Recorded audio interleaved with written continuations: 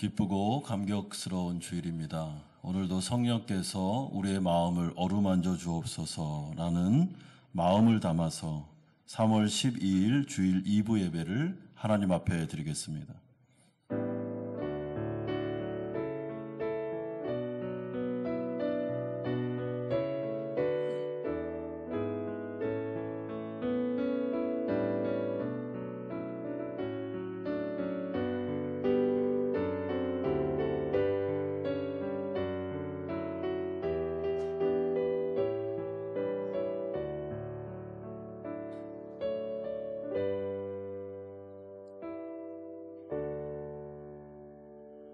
그러므로 주 안에서 갇힌 내가 너희를 권하노니 너희가 부르심을 받은 일에 합당하게 행하여 모든 겸손과 온유로 하고 오래 참음으로 사랑 가운데서 서로 용납하고 평안에 매는 줄로 성령이 하나 되게 하신 것을 힘써 지키라.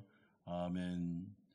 거룩하신 아버지 하나님, 예수 그리스도의 십자가 대속의 죽음을 통하여 또한 부활 승천하심으로 인하여 우리를 구원하시고 하나님 앞에 자녀된 신분으로 예배드릴 수 있도록 은총 내려주신 것을 감사드립니다. 구원의 감격이 우리에게 회복되게 하여 주시고 이 예배를 통하여 우리의 마음속에부터 터져나오는 감사와 기쁨이 넘쳐날 수 있도록 성령께서 은총 내려 주시옵소서. 우리의 마음을 어루만져 주옵소서. 우리를 회복시켜 주시고 독수리가 날개치며 올라간 것 같은 놀라운 역사가 일어나게 하여 주옵소서. 예수 그리스도의 이름으로 기도드리옵나이다. 아멘.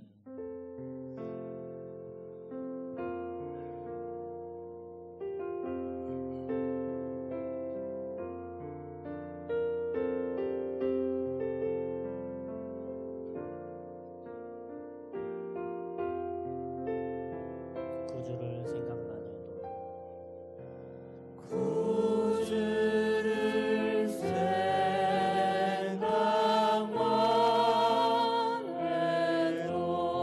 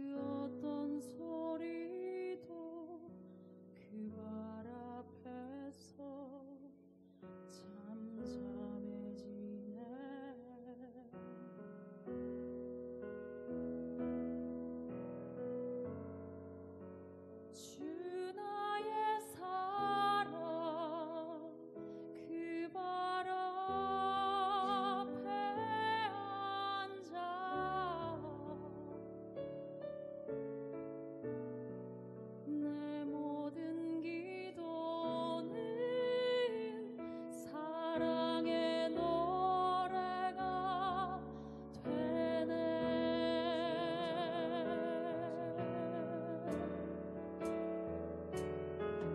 주의 옷자락만 치며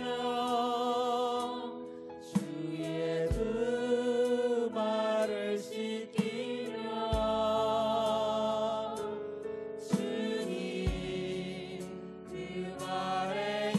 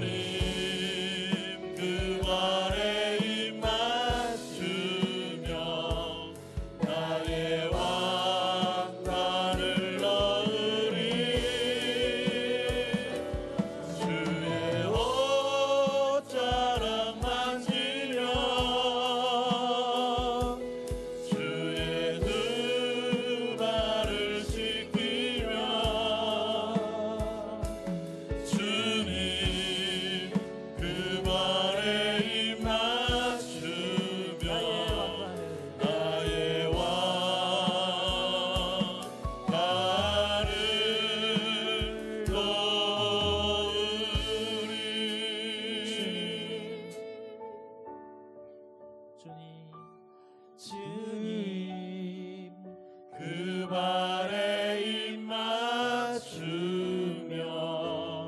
나의 왕관을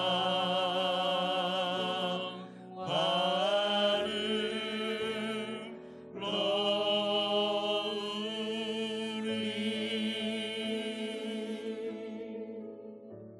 예배로 나가면서 함께 기도하겠습니다. 우리가 찬양했던 것처럼 성령께서 이 가운데 좌정하십니다. 예수님께서 성령을 통하여 우리를 찾아오셨습니다.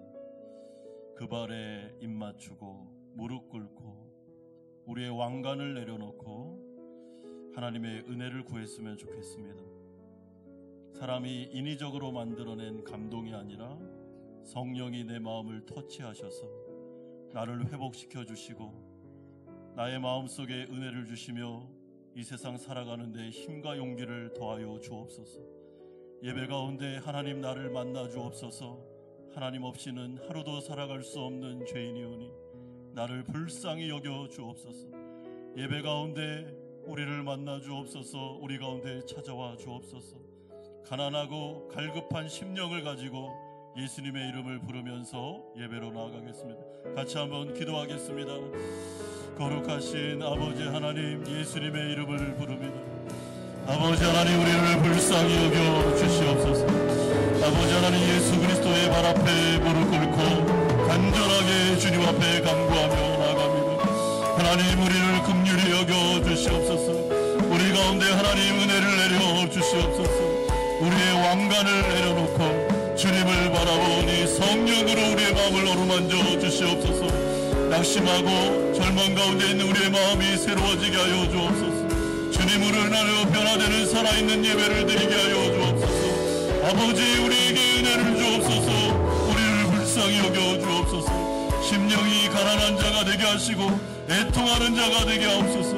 아버지, 그로 말미암아 이 예배에 살아있는 예배를 체험하게 하시고 변화되는 예배가 되게 하여 주시며 하나님의 은혜를 충분하게 충만하게 누릴 수 있도록 예배 가운데 복을 내려주시고 우리를 찾아와 주시옵소서. 잡아 주시옵소서. 예수 그리스도의 이름으로 기도드리옵나이다. 아멘. 사도신경으로 신앙 고백 드리겠습니다. 나는 전능하신 아버지 하나님 천지의 창조주를 믿습니다. 나는 그의 유일하신 아들 우리 주 예수 그리스도를 믿습니다. 그는 성령으로 잉태되어 동정녀 마리아에게서 나시고 본디오 빌라도에게 고난을 받아 십자가에 못 박혀 죽으시고 장사된 지 사흘 만에 죽은 자 가운데서 다시 살아나셨으며 하늘에 오르시어 전능하신 아버지 하나님 우편에 앉아 계시다가 거기로부터 살아있는 자와 죽은 자를 심판하러 오십니다. 나는 성령을 믿으며 거룩한 공교회와 성도의 교제와 죄를 용서받는 것과 몸의 부활과 영생을 믿습니다. 아멘. 다 함께 자리에 앉으셔서 305장 찬송 드리겠습니다.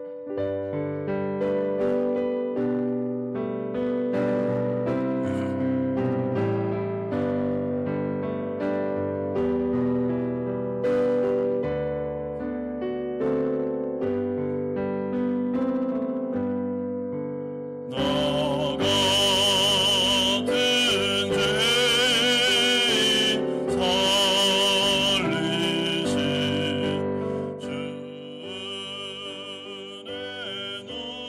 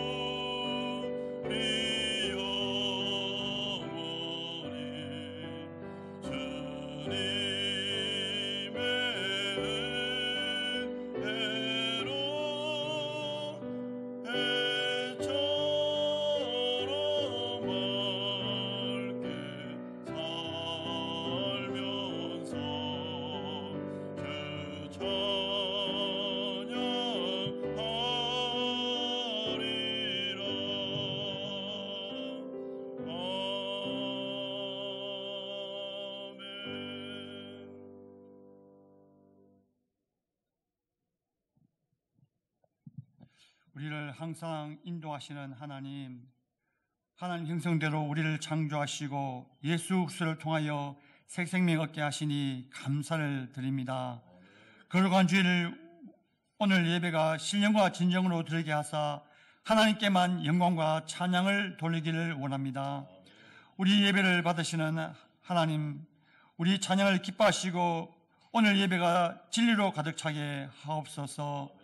우리 늘 삶 속에서 독수리 눈동자같이 늘 보호하여 주시고 지켜주심에 감사를 드립니다. 그러나 때때로 주님의 말씀을 지키지 못하고 죄와 타협하면서 살아왔음을 고백하오니 용서하여 주시옵소서. 현재 지구 각촌에는 어려운 상황들만 가득 차 있습니다. 2년 이상 코로나로 인해 전 세계가 아직도 그 여파로 어려운 환경에 처해 있으며 그로 인해 우리 직장과 삶의 터전이 회복이 더디어 경제적 어려움에 직면하고 있는 상황입니다. 또한 러시아가 우크라이나에 침공을 하여 보도에 따르면 현재까지 러시아 20만 명 이상 군인들이 사망하고 우크라이나가 10만 명 이상 군인들이 사망하였으며 부상자 및 전쟁으로 모든 것을 잃은 국민들은 수천만 명에 달하고 있는 현실입니다. 그뿐만 아니라 투르키예 및 시리아의 지진으로 인해 현재까지 복구조차도 할 수 없고 여전히 계속 일어나고 있는 상황입니다. 주님, 우리는 이 말씀에 영적으로 민감해야 하며 이 현상을 성경적으로 바라보면서 다시 한번 우리의 믿음을 점검하고 주님이 원하시는 우리 삶의 자리에서 주님을 신뢰하면서 살아가는 우리들이 되기를 간절히 기도드리옵나이다. 우리 한마음교회를 위해서 기도드리옵니다. 공적 예배인 주일 새벽 수요 금요 예배가 지속적으로 성령으로 충만한 예배가 되기를 간절히 기도드립니다. 또한 주일학교 예배, 중보기도, 목장 모임, 교회가 제공하는 모든 성령 공부, 세미나 등이 활발하게 이루어져 믿음 위에 믿음을 더욱 세우고 이웃을 사랑하며 전도하며 우리 자리에서 최선을 다하여 주님께 사랑하는 우리들이 다 되게 하여 주시옵소서. 특히 우리 교회 한만교회에 향한 주님의 뜻과 이 시대에 향한 우리 교회에 주신 사명들 잘 분별하고 감당하는 한만교회 되기를 간절히 기도드립니다. 금년에 6명의 선교사님들과 사역에 동참하게 하시고 베트남 소수민족 세교회를 지교회로 연합하여 돕게 하시고 베트남 현지교회 한국과 달락 선교회 및 한글학교의 어려운 환경 친구들을 지원하고 성도 간 교제를 통하여 선교의 지경을 넓게 하시니 너무나 감사를 드립니다. 주님, 현재 정신적으로 육체적으로 어려움으로 또한 경제적 어려움으로 인한 한만 가족들에게 주님 하나님 위로와 치료의 강성으로 영육 간의 강감을 주시고 경제적으로도 속히 안정되게 하여 주시옵소서. 단위에 세우신 나성예 목사님을 통해 살아있는 음성을 들려주시고 특히 목사님께 지혜를 주시어 한마음교회를 잘 이끌어가는데 부정함이 없게 하옵소서. 늘 기도와 말씀의 기쁜 체험을 통하여 능력 있는 종으로 세워주시기를 간절히 기도드립니다. 주님 이 시간 주님 은혜를 기다리며 우리 예배를 아버지께 온전히 주장하여 주실 줄 믿으며 이 모든 것 예수님 이름으로 기도드리옵나이다. 아멘.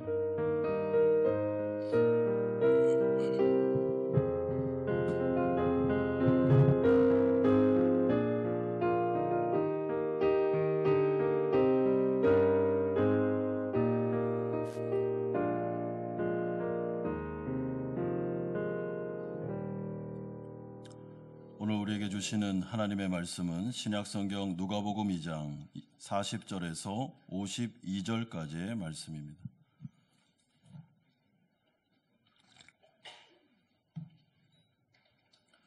누가복음 2장 40절에서 52절까지의 말씀 한 절씩 교독하겠습니다. 아기가 자라며 강하여지고 지혜가 충만하며 하나님의 은혜가 그의 위에 있더라.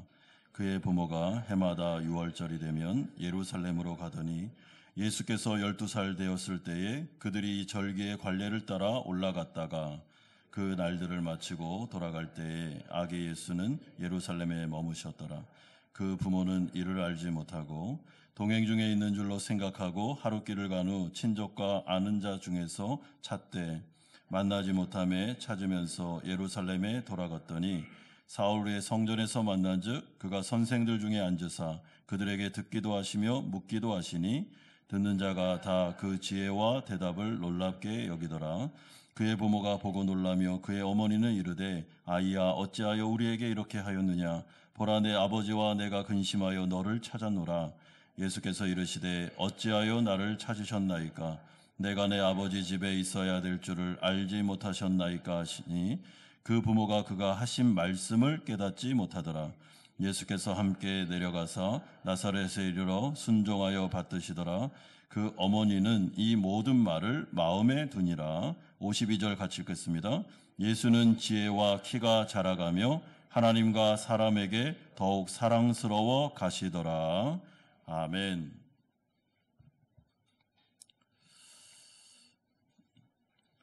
우리가 알다시피 성령의 감동으로 누가복음과 사도행전을 기록한 기록자 누가는 역사가요, 신학자요, 의사였음을 알고 있습니다.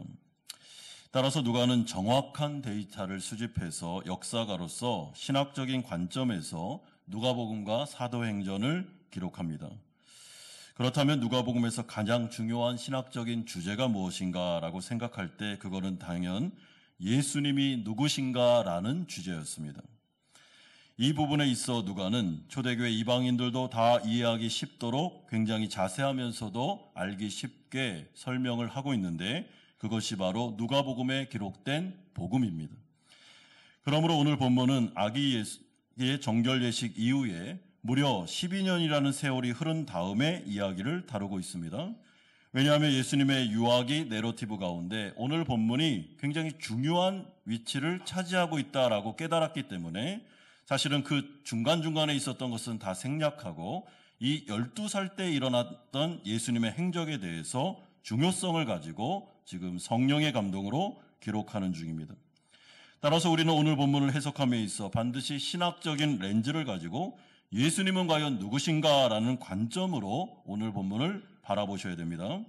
윤리적으로, 도덕적으로 해석하시면 안 됩니다. 이 부분은 분명한 신학적인 의미가 있습니다. 그러므로 예수님이 복음이다라는 것을 우리가 이해할 때 오늘은 복음 중의 복음을 우리에게 선포하고 있으며 이 말씀은 우리에게 영적인 도전을 주고 있습니다. 그러므로 오늘 우리가 첫 번째로 살펴볼 내용은 의도적으로 예루살렘에 머물고 계시는 예수님의 모습이 40절에서 45절에 나옵니다.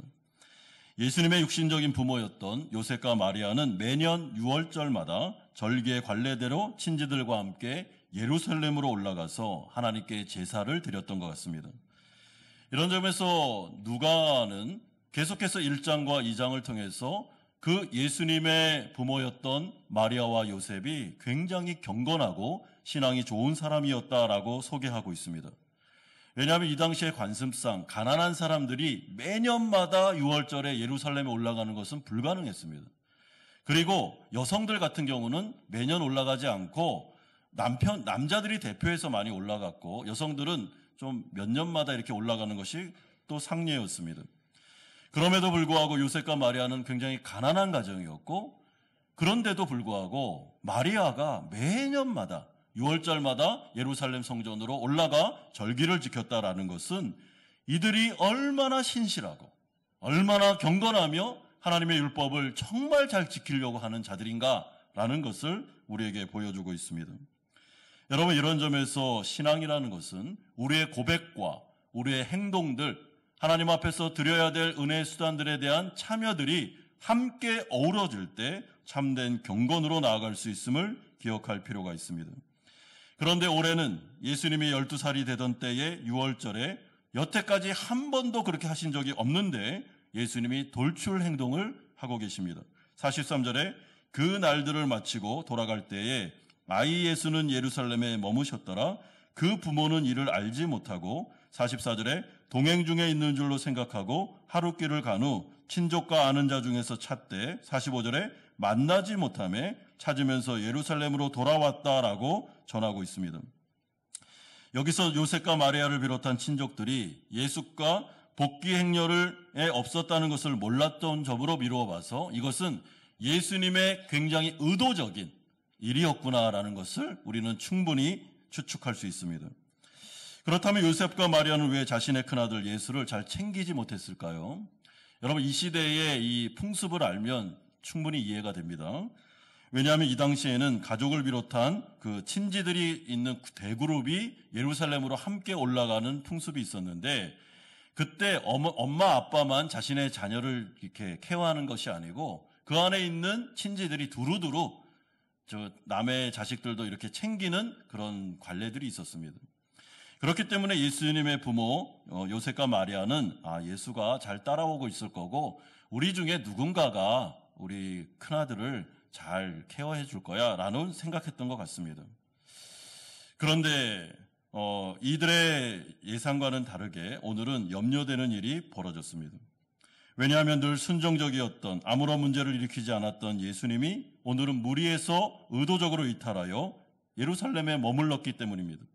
이에 요셉과 마리아는 예수를 찾기 위해 꼬박 하룻길을 걸어 예루살렘으로 돌아오게 되고, 돌아온 이후에도 꼬박 하루 종일 예루살렘을 샅샅이 뒤짐으로 예수를 찾게 됩니다.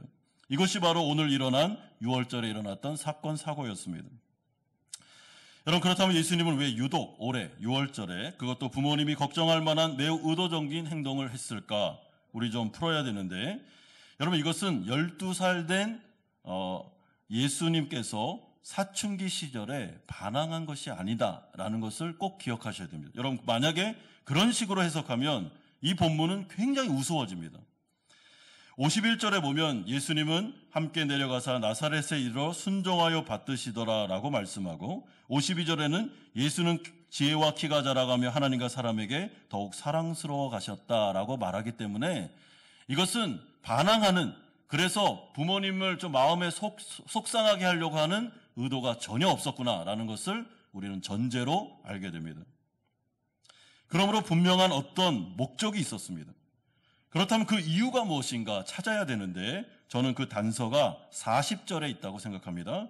40절을 보시면 아기가 자라며 강하여지고 지혜가 충만하며 하나님의 은혜가 그의 위에 있더라.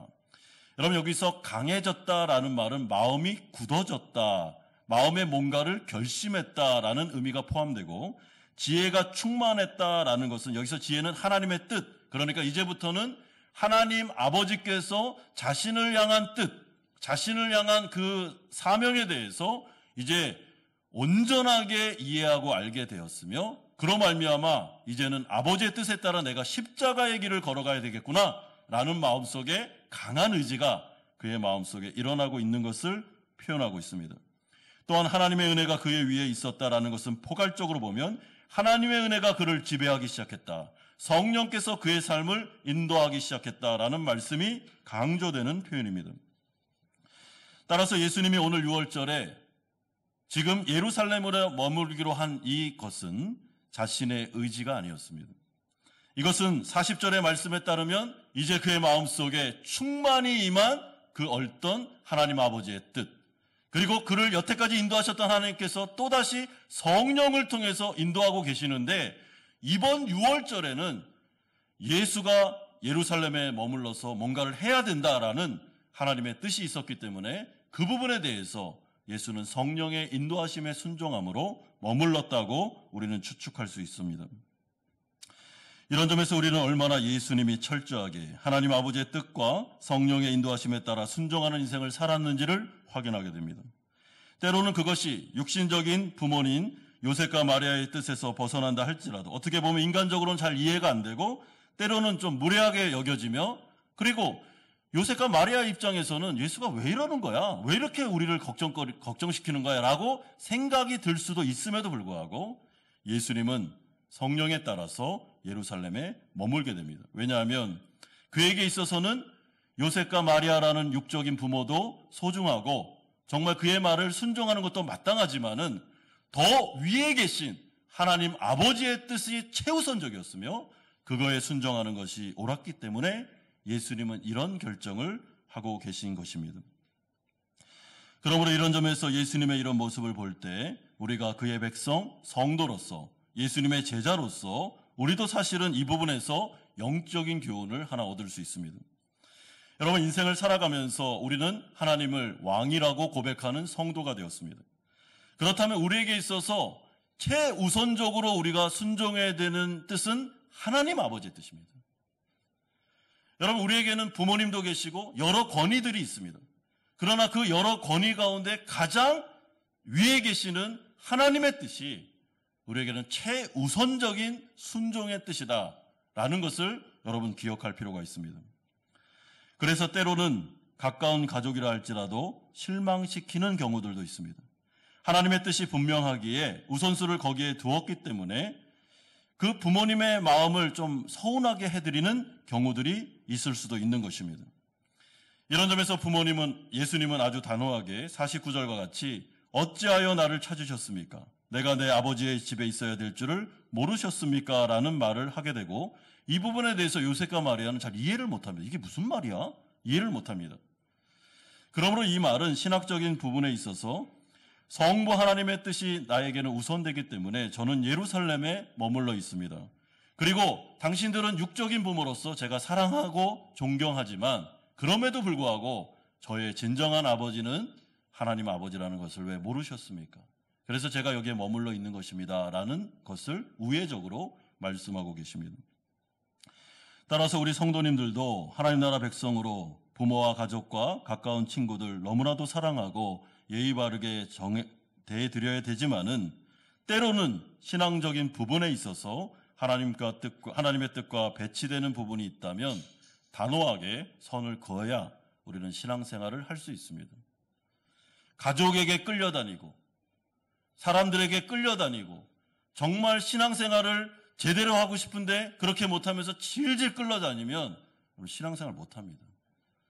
이것가 걸리고 저게 걸리고 저 사람이 걸리고 이래서 예배도 못 나오고 신앙생활도 못하고 그건 옳지 않습니다. 분명한 마음을 가지고 하나님의 뜻이 나에게서는 가장 중요하다. 이 부분에 있어서는 내가 타협이 없다라는 생각을 가지고 신앙생활을 하셔야 됩니다. 그러므로 두 번째로 이제 예수님은 첫 번째로 자신이 누구신지를 말씀하는 내용이 46절에서 50절까지 나오고 있습니다. 여러분, 그렇다면 예수님은 왜 예루살렘 성전에 머물렀을까요? 이 부분이 중요한 이유는 예수님의 행동과 말이 바로 그가 누구신지를 우리에게 드러내주고 있기 때문에 그런 것입니다. 여러분, 누가는 먼저 46절을 통해서 예수님이 예루살렘에 머물러서 3일 동안 한 일의 행적에 대해서 말씀합니다. 사흘 후에 성전에서 만난즉 그가 선생들 중에 앉으사 그들에게 듣기도 하시며 묻기도 하셨다라고 말씀합니다. 여기서 말하는 이 선생들이라는 것은 예루살렘에서 가르쳤던 율법학자들, 권위 있는 지금으로 말하면 신학 교수들, 이 정도가 되는 사람들을 말합니다. 그러니까 구약 성경과 율법과 규례에 대해서 굉장히 박학다식한 사람들, 그들과 지금 구약 성경을 가지고 율법을 가지고 논쟁을 벌이고 있었습니다. 그런데 이 예수님에 대한 구약 성경에 대한 지혜와 통찰에 대해서 이 신학 교수들, 이 선생님들의 반응이 중요합니다. 여러분 47절 보십시오. 듣는 자가 다 그 지혜와 대답을 놀랍게 여기더라라고 말씀하고 있습니다. 여러분, 여기서 놀랍게 여겼다라는 이 헬라어 단어는 누가복음 8장에 가보면 회당장 야이로가 자신의 딸이 죽었을 때 예수님이 와서 죽은 딸을 살렸을 때 보인 반응, 그때 사용했던 단어하고 똑같은 단어입니다.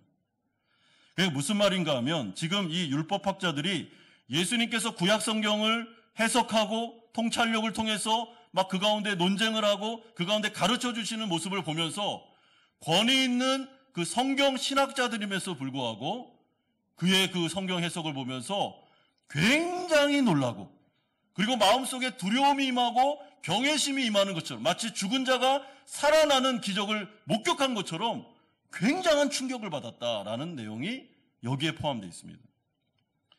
그러므로 그 가운데 성령이 역사하셨을 거고, 그리고 예수님의 그 놀라운 통찰력을 보면서 이들이 경외감이 임한 것입니다. 과연 이게 누군가? 아니, 이 어린 꼬마가 어떻게 말도 되지도 않는 이런 해석들을 쏟아내놓을 수 있는가라고 하면서 굉장히 경외감에 사로잡혔다라는 의미입니다.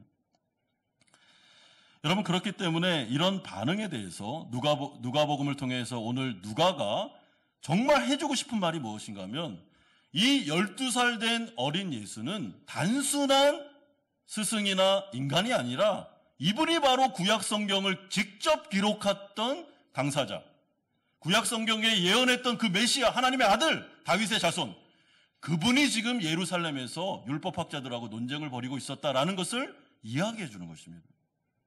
한마디로 말하면 이분이 누구냐? 이분이 바로 구원자, 메시아, 그리스도다라는 말을 해주는 것입니다. 그러므로 이것이 바로 기독교의 핵심입니다. 복음의 핵심은 바로 예수 그리스도십니다. 여러분, 예수 그리스도가 아니면 영생은 인간에게 올 수 없습니다. 또 다른 구원자는 성경에 기록되어 있지 않습니다. 오직 예수 그리스도.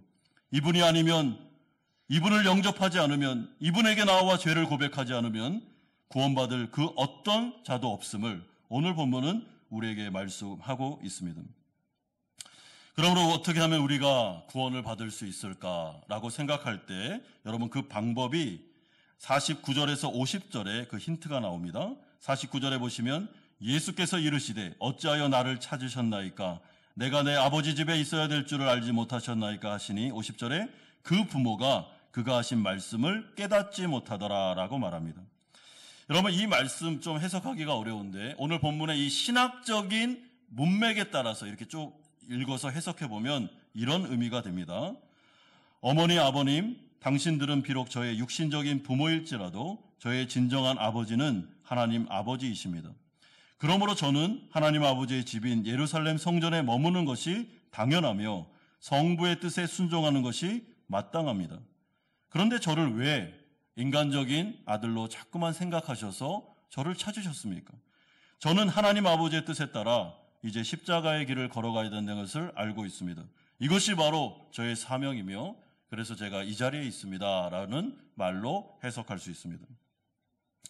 그러므로 죄인된 인간이 구원받을 수 있는 유일한 방법은 성부 하나님께서 독생자를 이 땅에 보내신 그 예수, 그분께서 성부 하나님의 뜻에 따라 십자가를 지시고 자신은 죄가 없지만 죄인들을 대신하여 죽으심으로 그 가운데 획득하신 의를 믿는 자에게, 회개하는 자에게 전가시켜 주시는 방법 외에는 구원이 없음을 오늘 본문은 우리에게 간접적으로 알려주고 있습니다.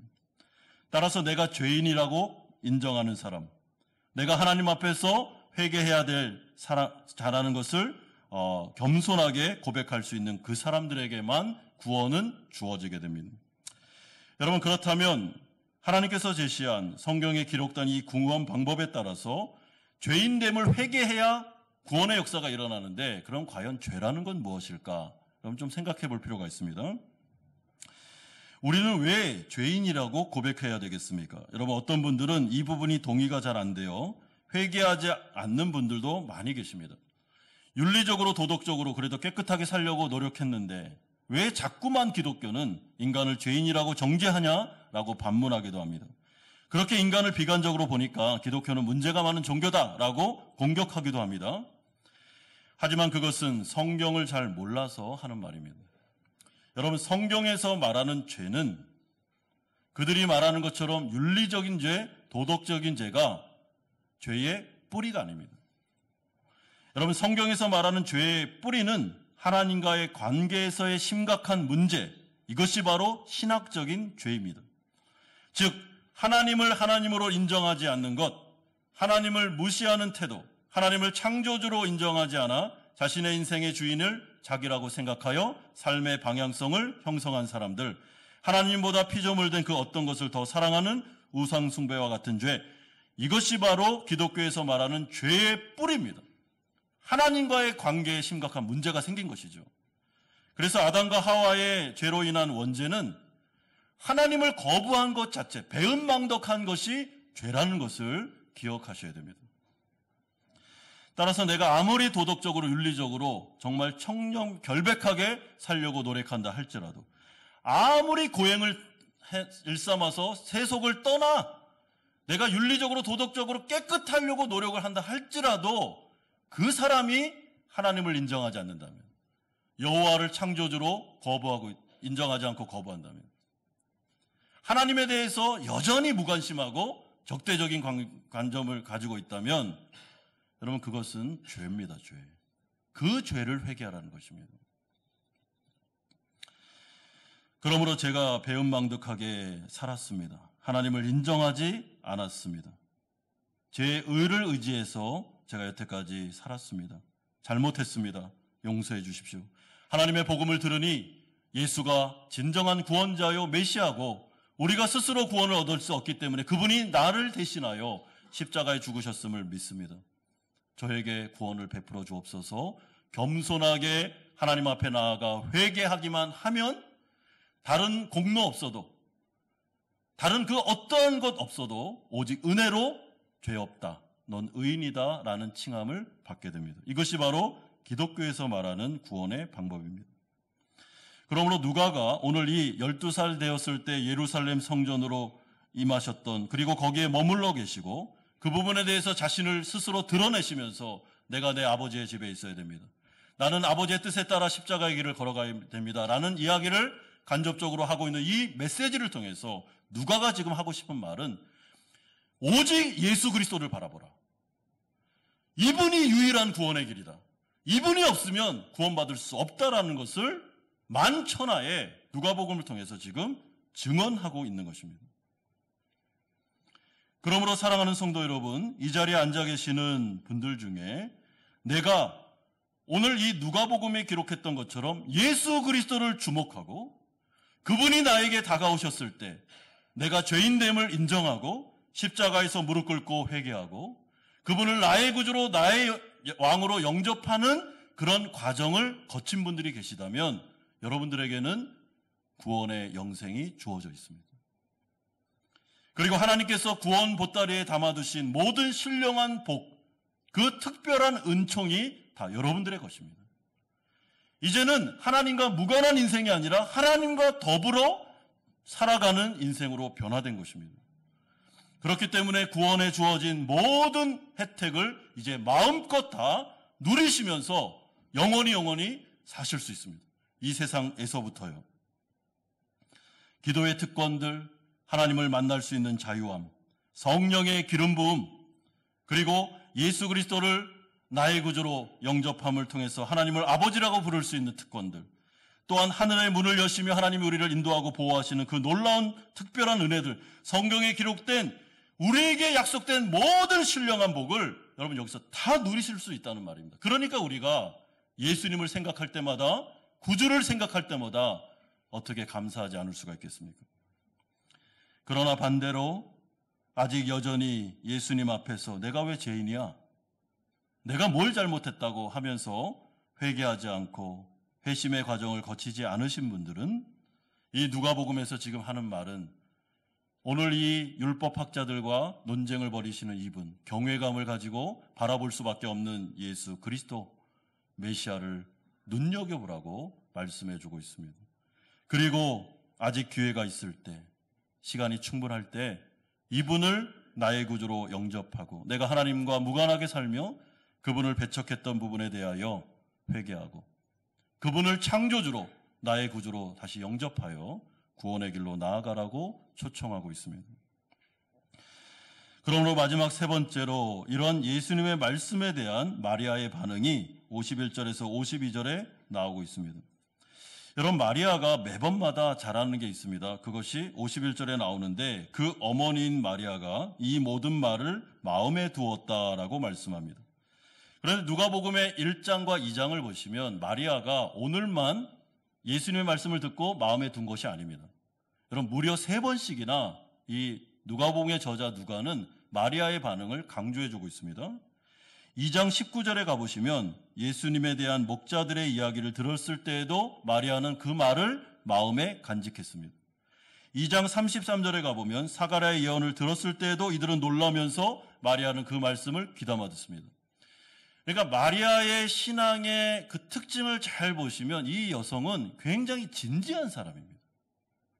그리고 예수님에 대한 이야기, 하나님에 대한 말씀, 천사에 대한 이야기 이런 말을 들으면 그 말을 그냥 흘려보내지 않습니다. 그 말을 마음에 이렇게 담아두는 사람입니다.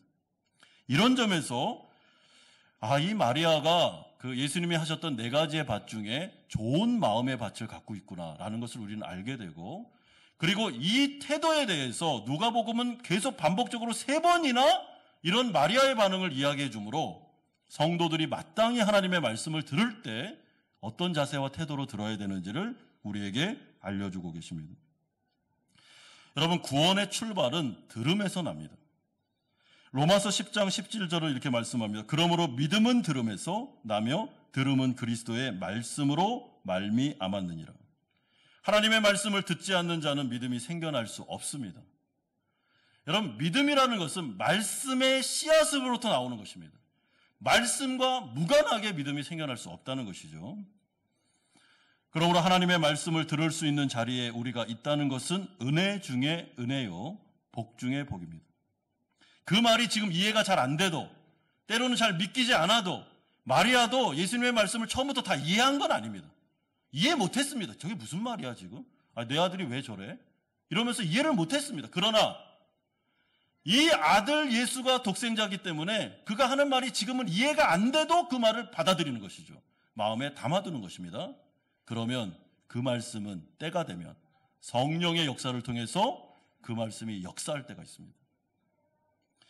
여러분, 우리 성도님들이 이렇게 평소에 예배에 나오셔서 하나님의 말씀을 들으시고, 그리고 아침마다 큐티하시고 성경을 통독하시고 이 말씀의 씨앗을 계속 마음속으로 이렇게 계속 받아들이는 작업을 하는 것은 너무나도 귀한 것입니다.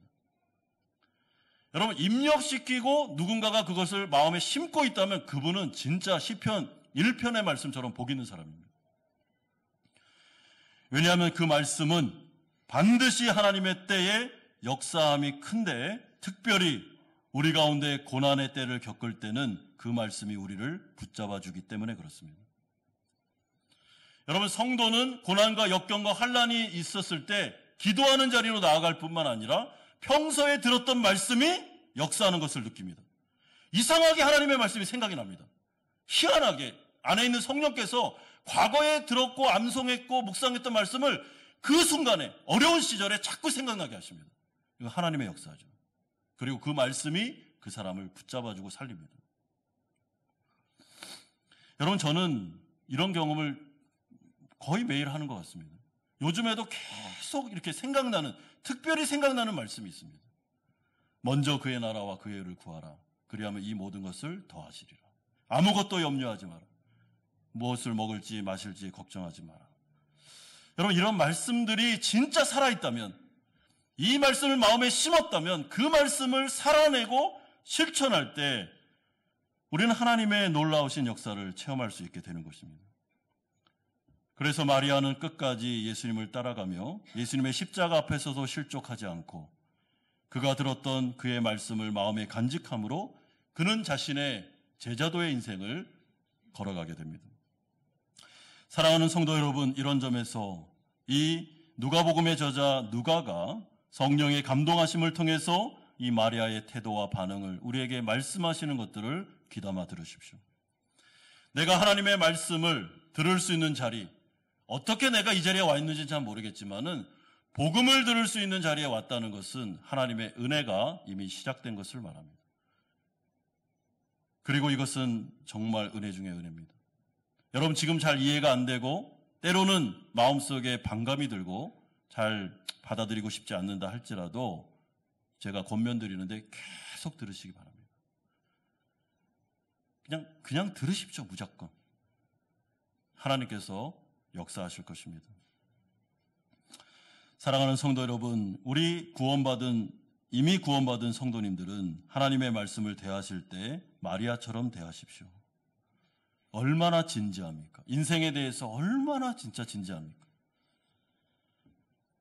하나님의 진리를 알고 싶어서 그 말씀이 땅에 하나라도 떨어지지 않도록, 한 알의 말씀의 씨앗이라도 내가 흘려보내지 않도록 그 말씀을 심는 과정을 통해서 하나님의 은혜를 경험했던 것처럼 우리 성도님들 이 성경을 정말 귀하게 여기시고 이 말씀을 소중하게 여기심으로 이 안에 있는 모든 신령한 복을 다 누리셔야 됩니다.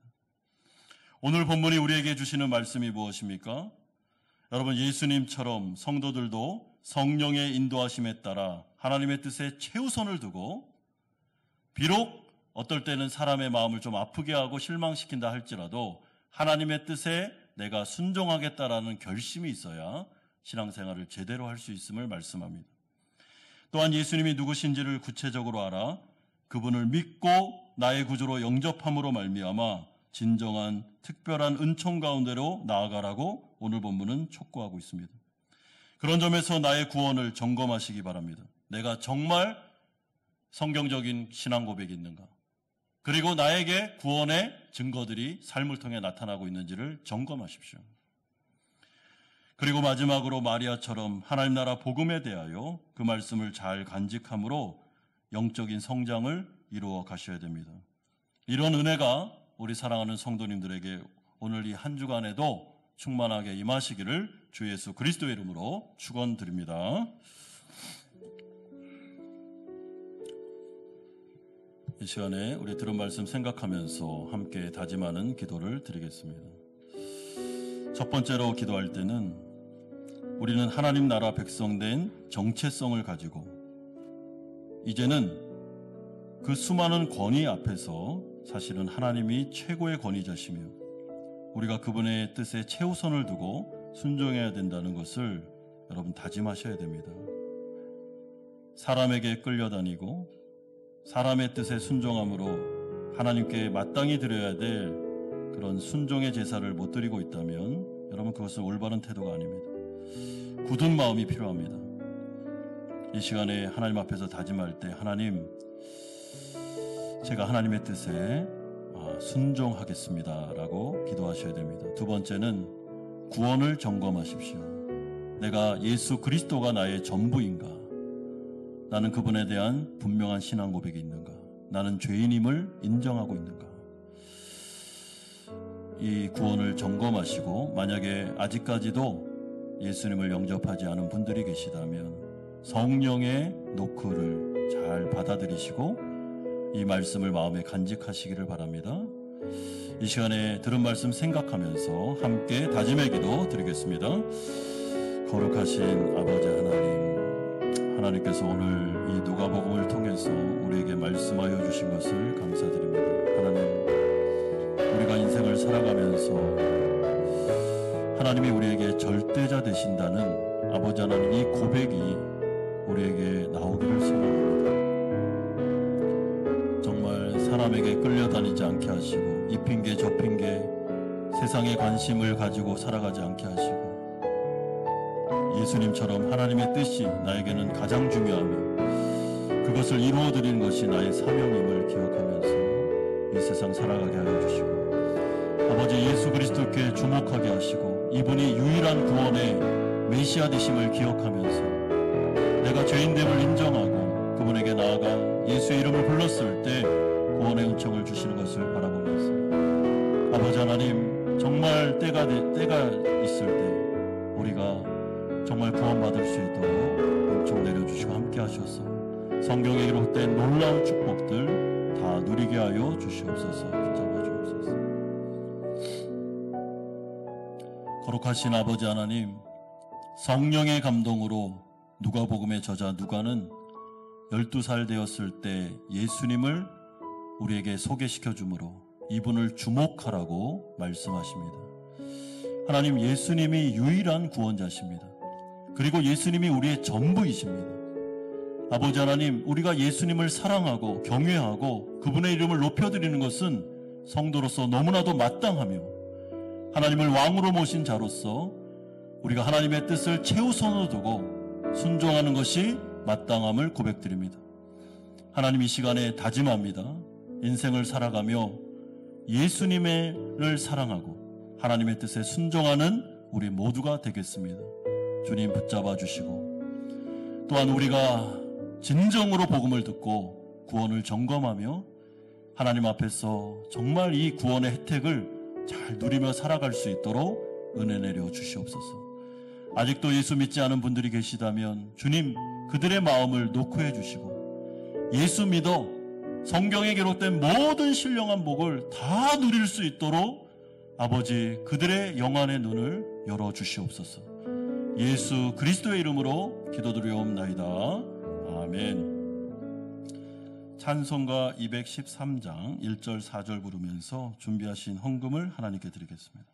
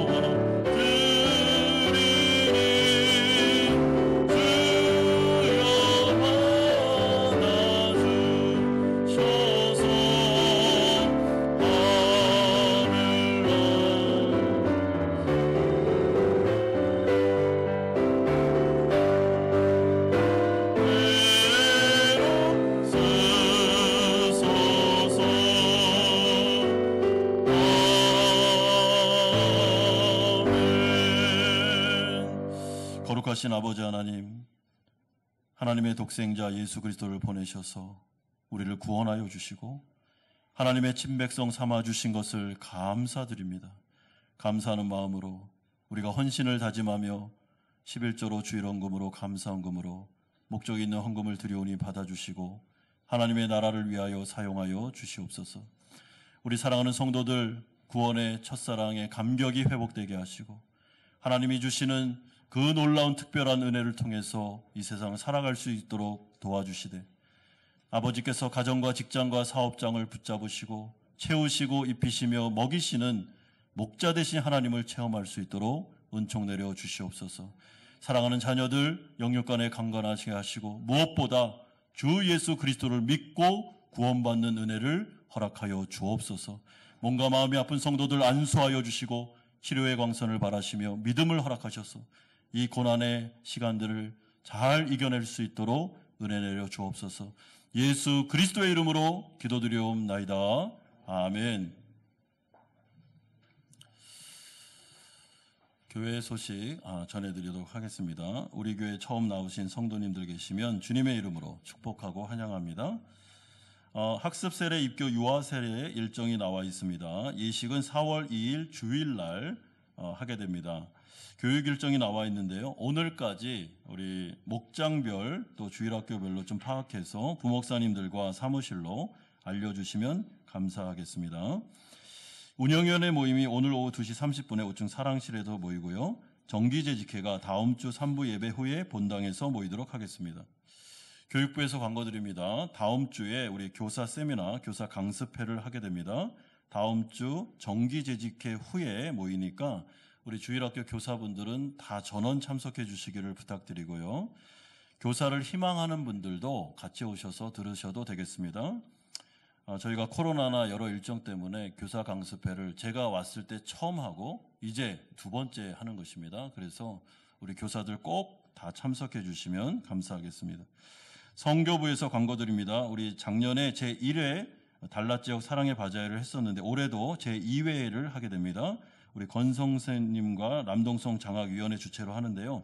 4월 15일과 16일 양일간 하는데 조금 이렇게 광고가 늦었습니다. 그래서 3월 26일까지입니다. 우리 교회 사무실로 바자회에 필요한 모든 물품들 다 됩니다. 사용할 수 있는 모든 물품 다 가능하니까 꼭 모아주시고 그래서 성교부 통해서 우리 달랏으로 보낼 수 있도록 많이 참여해 주시면 감사하겠습니다. 3부 예배 때 우리 홍순창 성도님, 박미래 집사님 새가족 수료하시게 되겠습니다. 다 같이 일어나셔서 주기도문 찬양하고 축도로 예배를 마치겠습니다.